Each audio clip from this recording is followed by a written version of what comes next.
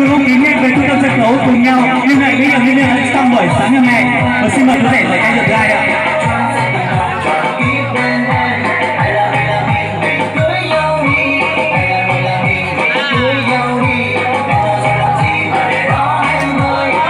Quý vị chọn một tràng tay lớn để chúc các bạn trẻ đi ạ.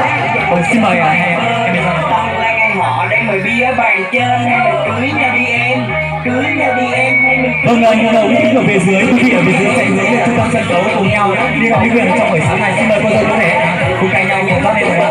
thầy bảo em cũng đã nói rằng ngày tôi thân cô kia tôi tí và say ngâm nó là tiền tỷ trong tay nó càng nhiều đô la Mỹ.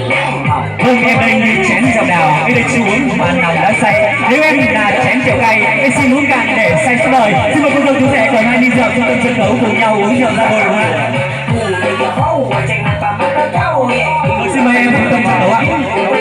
Vâng, quý vị ở phía dưới ai có rượu không? Rượu mà ai có nước ngọt không? Cùng khai biệt trong buổi sáng ngày hôm nay được không ạ? Xin mời cô dâu rể quay mặt với nhau ạ. Từ đến 1 đến 3 cô dâu chú rể muốn là bên này như này được không ạ?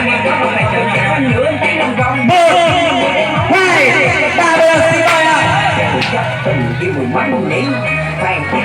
Vâng, bữa nay thỉnh vượng cô dâu chú rể rất là cạn, còn chú rể đòi uống hết nhưng mà thôi, các em đã bảo chuyện đây đâu.